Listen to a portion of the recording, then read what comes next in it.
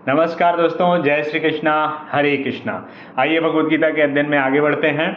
आज हम भगवद गीता के अध्याय 2 का 3 श्लोक पे चर्चा करेंगे। हम 41 श्लोक तक चर्चा कर लिए थे। अब आइए आगे देखते हैं भगवान श्री कृष्ण जो है अर्जुन को क्या बताते हैं और हमको इससे अपनी लाइफ में क्या लर्निंग्स मिल सकती है।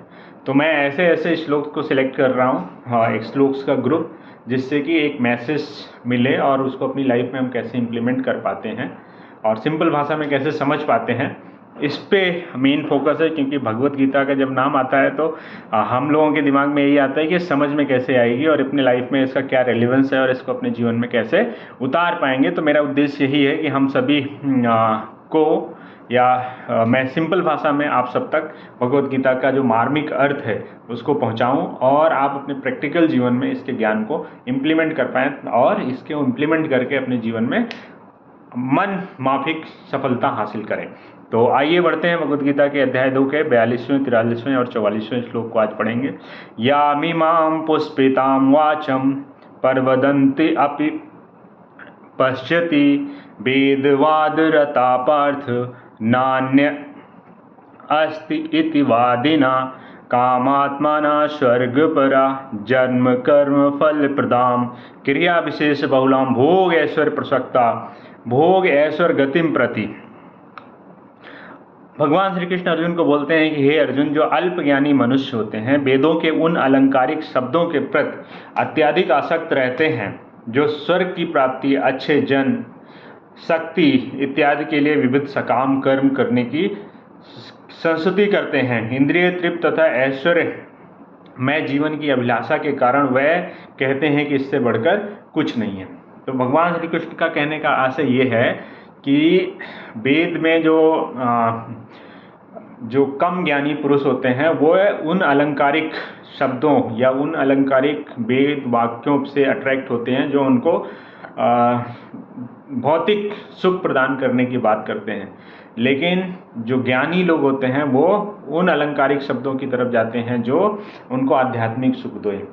और भौतिक सुख का आशय सिर्फ इतना है कि वो छोटा होता है, क्षणिक होता है और डिस्ट्रॉय किया जा सकता है। लेकिन स्पिरिचुअल जो प्लेजर होता है या सुख होता है उसका जो आनंद है वो हमेशा के लिए रहता है। तो भगवान श्री कृष्ण बोलते हैं कि जो ज्ञान में व्यक्ति होता है वो उन सुखों या उन अचीवमेंट्स की तरफ ध्यान नहीं देता है जो छोटे छोटे हैं, बल्कि बड़े के लिए तैयारी करता है। फॉर एग्जाम्पल हम अब इसको सिंपल भाषा में समझते हैं कि हम अपनी मटेरियलिस्टिक लाइफ से इसमें क्या लर्निंग ले सकते हैं।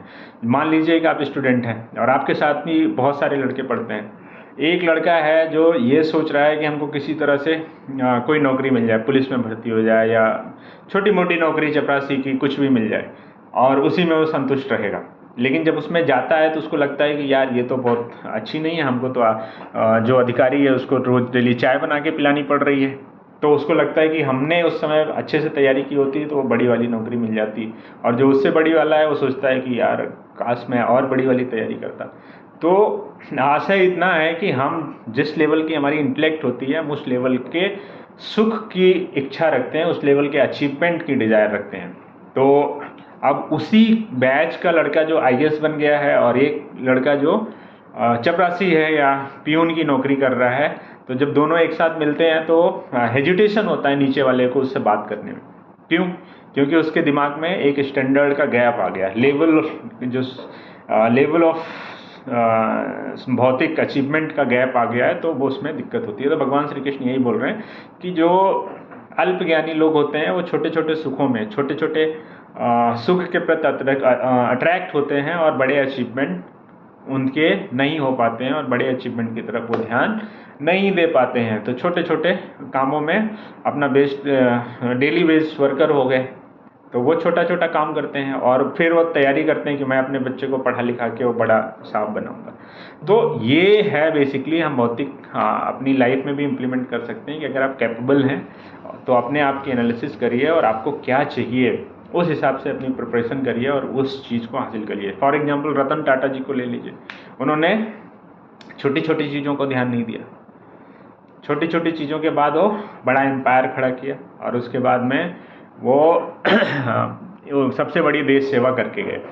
तो इस तरह से भगवान का आशय ये है कहने का कि जब आप कैपेबल हैं, अर्जुन कैपेबल था क्षत्रिय धर्म का पालन करने के लिए और कैपेबल था युद्ध जीत के इस धरती पे धर्म की स्थापना करने के लिए, जिससे उसको संपूर्ण सुख की अनुभूति होती, तो वो छोटे छोटे सुख की तरफ या छोटी छोटी चीज़ों को उसमें ध्यान नहीं देना है। ऐसा भगवान श्री कृष्ण अर्जुन को बोल रहे हैं कि आपको उस बड़ा जो स्पिरिचुअल ज्ञान है, आध्यात्मिक सुख है, उसकी तरफ आपको ध्यान देना है। ये छोटे छोटे मटेरियलिस्टिक डेवलपमेंट या डिजायर की तरफ नहीं देना है। वो अर्जुन के लिए था क्योंकि अर्जुन का कॉन्शियस लेवल उस लेवल का था कि वो मेटेरियलिस्टिक जो डेवलपमेंट होता है या डिजायर होती है वो उसके कल्मिनेशन पे था, उसके टॉप को एंजॉय कर रहा था।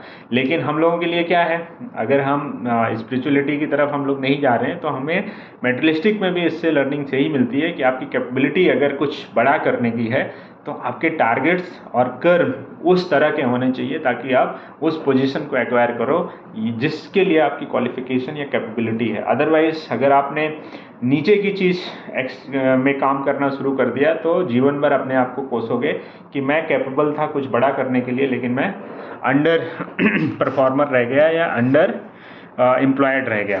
तो इसलिए हम लोगों को अपनी कैपेबिलिटी और अपनी क्वालिफिकेशन के हिसाब से अपने लक्ष्य को सेट करना चाहिए, जिससे कि हमको सेटिस्फेक्शन मिले और ज़्यादा उच्च स्तर की खुशी मिले। आइए आगे श्लोक में देखते हैं। 44वें श्लोक में क्या करते हैं भगवान, भोग ऐश्वर्य प्रसक्ता नाम तया अपहृत चेतसाम व्यवसायत्मिका बुद्धि समाधो न विधीयते। जो लोग इंद्रिय भोग तथा भौतिक ईश्वर के प्रति अत्यधिक आसक्त होने से ऐसी वस्तुओं से मोहग्रस्त हो जाते हैं, उनके मनों में भगवान की भक्ति या समाधि को वो डिजर्व नहीं कर पाते। भगवान श्री कृष्ण बोल रहे हैं कि जो छोटी छोटी चीज़, जो भौतिक ऐश्वर्य के प्रति आप अट्रैक्ट हो जाते हैं स्टार्टिंग में जब उनके पास एनर्जी होती है, तो वो समाधि तक नहीं पहुंच पाते। वो आध्यात्म के कल्मिनेशन, वो आध्यात्म का जो उनका सच्चित आनंद स्वरूप है, जो हमेशा ब्लिस्ड आउट स्टेज में रहता है, उस स्टेज में नहीं पहुंच पाते हैं। ये आशय है। तो हम लोगों को इससे क्या लर्निंग्स मिलती है कि अगर आपने, जब आपके पास एनर्जी है, ऊर्जा है लाइफ में, जब आप 10वीं 12वीं में पढ़ रहे हैं, उस समय अगर आपने अपनी कैपेबिलिटी को नहीं पहचाना और अपनी कैपेबिलिटी के हिसाब से गोल सेट नहीं किया अपना, तो फिर आप छोटी छोटी चीज़ों में उलझ के रह जाओगे और अपने कैरियर में बहुत बड़ी उन्नति हासिल नहीं कर पाओगे। तो ये है भगवान श्री कृष्ण का आशय अर्जुन को समझाने का कि हे अर्जुन, तुमको इन छोटे छोटे भौतिक सुखों के प्रति ध्यान देने की जरूरत नहीं है, क्योंकि तुम्हारी जो कॉन्शियसनेस लेवल है वो इस लेवल की है। अर्जुन की जो कॉन्शियसनेस लेवल बहुत ऊंची थी, तभी वो भगवान को पहचान पाया और भगवान उसके साथ में दोस्ती का संबंध रख पाए। तो जिसकी कॉन्शियसनेस लेवल बहुत छोटी होगी वो कभी भगवान का भक्त नहीं हो सकता या भगवान के साथ उसके साक्षात्कार नहीं हो सकता है। तो उस लेवल की आपकी चेतना चाहिए। तो अर्जुन की चेतना उस लेवल की थी।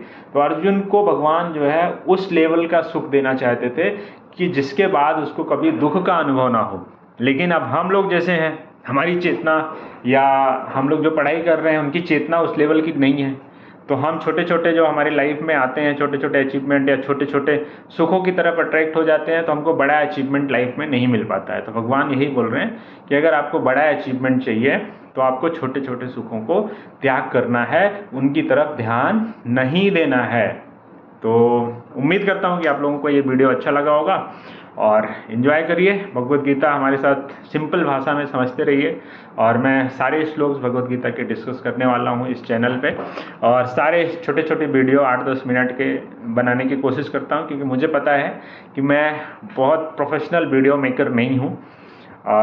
तो जो है रियल है, इतना समय भी नहीं मिल पाता अपने प्रोफेशनल और पर्सनल लाइफ की वजह से। फिर भी चूँकि मैं पढ़ रहा हूँ तो मैं आप लोगों से एक्सप्रेस कर रहा हूँ भगवत गीता का अध्ययन, और उम्मीद करता हूँ कि आप लोग भी किताब खरीदेंगे और भगवत गीता को पढ़ेंगे और अपने लाइफ में इसके ज्ञान को, इसकी लर्निंग्स को इम्प्लीमेंट करेंगे और एक बेहतर नागरिक बनेंगे भारत के। क्योंकि हम सभी का एक जिम्मेदारी है कि हम भारत के एक बेहतर नागरिक बने, भारत के संविधान को भी पढ़ें और अपने अपने जो स्पिरिचुअल नॉलेज है उसको भी अचीव करें। और मेरे हिसाब से जो भगवत गीता है वो स्पिरिचुअल नॉलेज या और अपनी लाइफ में इम्प्लीमेंट करने के लिए या इससे मोटिवेट होने के लिए this is the best book. और इसके एक एक श्लोक पे बहुत सारी किताबें लिखी गई हैं जो फॉरेन राइटर्स के द्वारा हैं। जैसे आप लोगों ने द सीक्रेट पढ़ी होगी, द मैजिक पढ़ी होगी, द पावर पढ़ी होगी, द करेज टू सक्सीड पढ़ी होगी, 7 habits of highly effective people पढ़ी होगी। ये सारी किताबें इन भगवत गीता के कुछ श्लोकों पे बेस्ड हैं।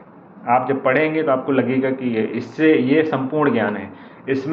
इसको समझ लेने के बाद में फिर आपको सारे अपनी लाइफ के प्रश्नों के उत्तर मिल जाते हैं और आपकी लाइफ से जो एंगर है, एजिटेशन है, एंजाइटी है, बहुत हद तक रिमूव हो जाती है। और जिसने पूरा समझ लिया, तो अर्जुन जो एकदम डिल्यूजन के स्टेज में था, एंजाइटी के स्टेज में था, उसके हाथ पैर कांप रहे थे, फिर वो युद्ध किया और युद्ध में जीता।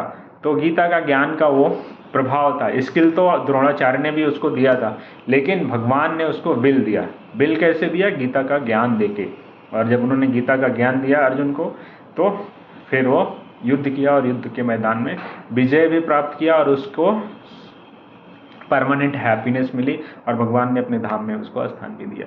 तो ये सब चीज़ें हैं जो हम लोगों को गीता से समझनी है, सीखनी है और अपनी लाइफ में इम्प्लीमेंट करना है, ताकि हम एक बेहतर भारतीय बन सकें और बेहतर इंसान बन सकें। बेहतर इंसान के लिए केवल मेटेरियलिस्टिक डेवलपमेंट या मेटेरियलिस्टिक अचीवमेंट नहीं पूरा कर सकता आपको बेहतर। उसके लिए आपको थोड़ा सा स्पिरिचुअलिटी या जो डिवाइन नॉलेज है उसकी भी ज़रूरत होती है और डिवाइन ब्लेसिंग्स की भी ज़रूरत होती है अगर आप अपनी लाइफ में बहुत अच्छा करना चाहते हैं। तो उम्मीद करता हूँ कि आप लोगों को ये वीडियो अच्छा लगा होगा। Thank you very much. Thank you for giving your valuable time and watching this video. Thank you.